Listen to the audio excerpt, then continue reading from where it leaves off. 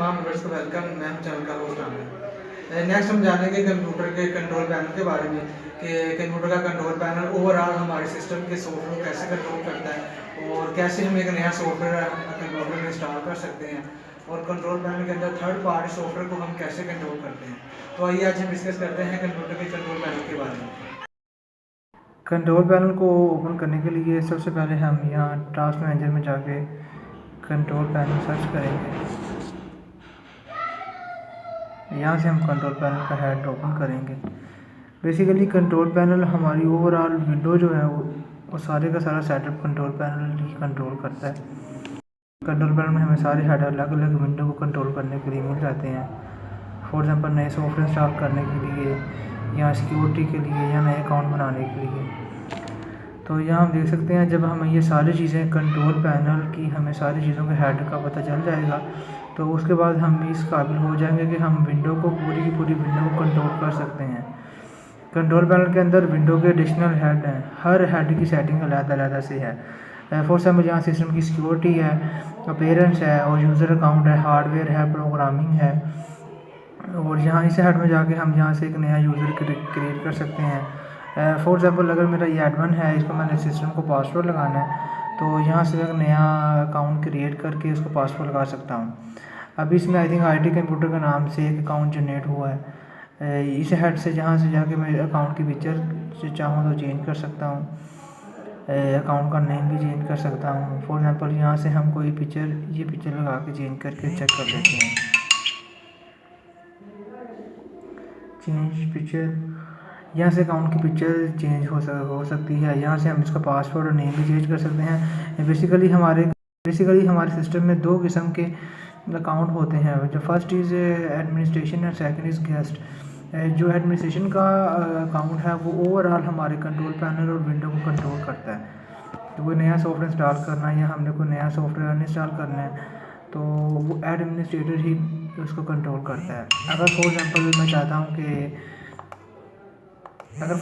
चाहता हूँ कि मेरा कंट्रोल पैनल कोई भी ना यूज़ करे मगर सिस्टम यूज़ उसको करना पड़े तो फिर मुझे एक नया गेस्ट अकाउंट यहाँ पे क्रिएट करना पड़ता है कोई भी नाम देके। जो गेस्ट मेंबर होता है वो सिर्फ सिस्टम को यूज़ कर सकता है, वो कंट्रोल पैनल के है। जो गेस्ट यूज़र होता है वो सिर्फ कंप्यूटर को कंट्रोल कर सकता है, वो कंट्रोल पैनल के किसी भी हेड के साथ कोई भी काम नहीं कर सकता, ना सॉफ्टवेयर नया इंस्टॉल कर सकता है ना ही अनइंस्टॉल कर सकता है। तो यहाँ से हम एडमिन और गेस्ट दोनों के नए अकाउंट बना के विंडो की सेटिंग्स को कंट्रोल करते हैं और पूरे के पूरे कंट्रोल पैनल के हेड की शेयरिंग्स को कंट्रोल करते हैं। चाहे तो हम एडमिनिस्ट्रेशन से अपना कंट्रोल पैनल को कंट्रोल कर लें और अगर हम चाहें तो गेस्ट यूज़र के ज़रिए कर लें। इसमें जो हमें ये बाकी जो हेड है, फॉर एग्जाम्पल यहाँ पे अपीयरेंस का हेड है तो अपीयरेंस का हेड हमें थीम चेंज करने के लिए और विंडोज़ का कलर चेंज करने के लिए, आइकॉन चेंज करने के लिए इस हेड से हम ये कर सकते हैं। फॉर एग्जाम्पल ये हेड हमें डेस्कटॉप पर भी पर्सनैलिटी की सेटिंग से भी मिल जाता है। यहाँ से हम आइकॉन चेंज कर सकते हैं, डेस्कटॉप आइकॉन्स, कंप्यूटर वगैरह, नेटवर्क, रिसाइकलर मीन्स यहाँ से एक्टिव कर सकते हैं। और हम यहाँ से कंप्यूटर के थीम्स जो है उसको चेंज, यहाँ से बंद करके वापस हम आते हैं कंट्रोल पैनल की तरफ।